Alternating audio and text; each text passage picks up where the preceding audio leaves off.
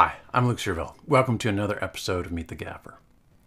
Yesterday, we completed a 6-day job where we were gathering footage for a company's online conference, complete with keynotes, hosts, VIP interviews, and testimonials. We've all been there, I'm sure. At certain points, we had two crews working on different floors, but we were sharing all the gear that could fit in my 2-ton box truck. The list of lights is what you'd expect.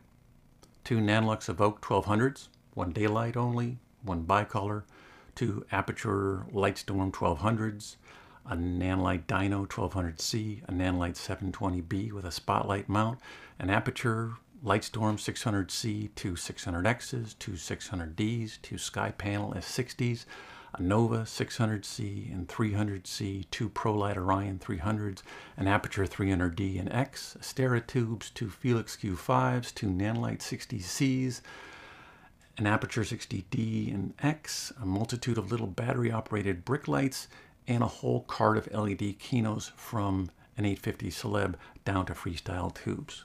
And of course, a lot of domes, boxes, and other ellipsoidal spotlight mounts. So it's a small but solid package. So you know how everyone has been falling all over themselves to say how much they like having daylight 1200s because now they have a unit with similar output to an M18 that they can dim and network more easily? I've been one of them, right out front. Well, one of the first setups we lit was a scene that was wide enough that we wanted to use some of the existing LED overheads in this corporate building to fill out the deep background. We turned on a daylight only key in a large dome. First thing the DP says is, "That's great. Can we warm that a little?" Because the existing overheads were in the 3400 Kelvin range. Of course, right? It's nothing new. We've been warming lights the old-fashioned way forever. But it kind of hit me how nice it is to have a 1200 watt point source bicolor unit available. My go-to mid-level unit switched from the Aperture 600D to the 600X, even though they have less output. If I have the choice and output is not the most important thing, I actually reach for the 600C because it is even more flexible despite the drop in output.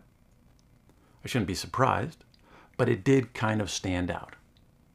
When you get used to everything being able to adapt to any given environment, you just take for granted that every new light will follow suit, even if it's twice the output.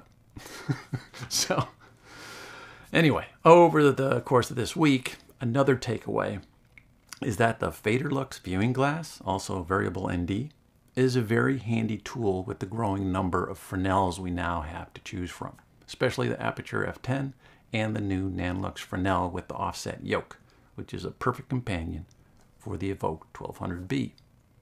There's no way I can show you any finished video, but there were 2 setups where we had a few minutes to capture footage behind the scenes. Big shout out to the 2 wonderful camera people, Tom Spingola and Eli Adler, who were kind enough to capture the footage. Today we've got just a very plain blue wall. And you think, like, how hard can that be, right? Well, it's got reflective paint, and so any source that we put out in front of it to light our subject, you're going to see some kind of a bloom, some kind of a sourcey feel on that, and we didn't want that. So we've got 3 cameras going. 2 are direct to the person here, a wide and a tight, and then we have an offset camera. And so just to show you how that source looks, so here we've got the camera coming straight on, and then if we go offset a little bit and you keep that same width, now you can see that source coming up. Well, this side is actually a tighter shot, so that it works out because you don't see the bloom. But in order to deal with it, there still was a kind of a bloom from this side, and so what we did was we played around with how we wanted to add light to this subject. Because starting off with the key, in order to not have the bloom from the key, we needed to have siders, toppers, bottomers, everything to sort of keep that key contained. That made this wall kind of dark. So in order to make this wall a little brighter, let's check this out. So here we have a 12 by Ultra that is acting as a source that brings up this wall. But there was still kind of a hot spot on the wall, so we've softened just the hot spot with a 6 by half soft frost. This is just a 600D smacking into here. We thought, oh, well, maybe it's the angle of the dangle, right? So we brought this over to here. Well, that made it just worse. So here, flat on was the best, and then we're dotting the most severe part of that hot spot. So just moving back to here, in this position, we've got our key. We're also adding a bounce. Originally, the bounce, just check this out if you can, this bounce was flat to the subject. We noticed that if we brought it up a little higher as a sort of a higher bounce, that helped us with the reflection, but we still need to cut it off because this was creating another source on there that we didn't like. So we brought it up, we knocked it down, and then what we added was a pop into the ceiling with a Nanlux 720B into a spotlight mount. We popped that into the ceiling, and that sort of lifted this wall as well that we'd blocked off from the key and from the fill. We also took down the fill just a little bit with another 216 frame here.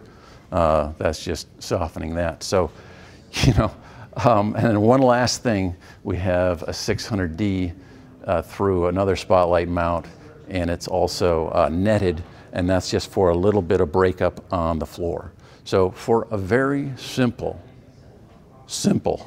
setup with a flat wall, we ended up using quite a lot of stuff to make it look good. I'm here with Scott Stoneback. Cameraman? Cool. We're just sitting in. So you know how often you show up at a location, you start to light, but it's kind of dark outside? So you're not really sure how the light's going to be when you have to roll. And then your talent shows up a little late, and sure enough, you've got to have some more light. So we're starting off here with two 1200Ds as our far side keys, and then we've got an Evoke, just a daylight Evoke for our fill.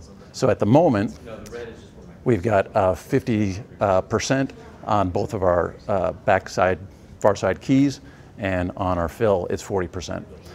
Nice window. We do have these drop-down shades that are sort of like a Roscoe scrim, which is awesome. So if it gets way too bright out there, we'll bring those down, and we've done that on other scenes so far. And we can just bring them down for the center shot, and then our cross shots, we can actually leave those open. So there you go. Kind of a fun little setup, 2 menace arms, and 3 lights, no waiting. Thanks for watching. We'll see you again next time.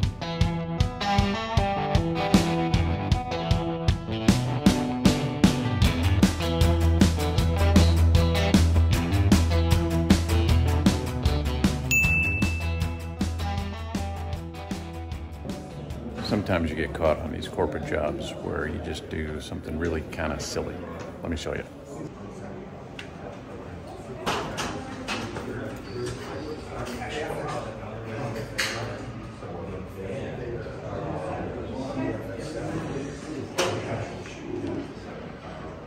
Here we have 2 60C Nan lights and 2 Q5 Felixes. We took everything out of the front of the 60Cs because it gave us a nice broad circle, which is nice. And then we just left the Fresnels in the Q5s. So we have 3 that are pointing against the wall, and then 1 that's pointing back against the shears. And then we have a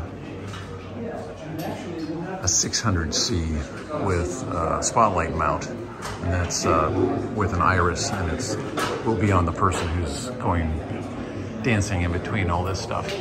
But the 60Cs are on just a hue loop, and the Q5s are on, I think they're on the club look slow.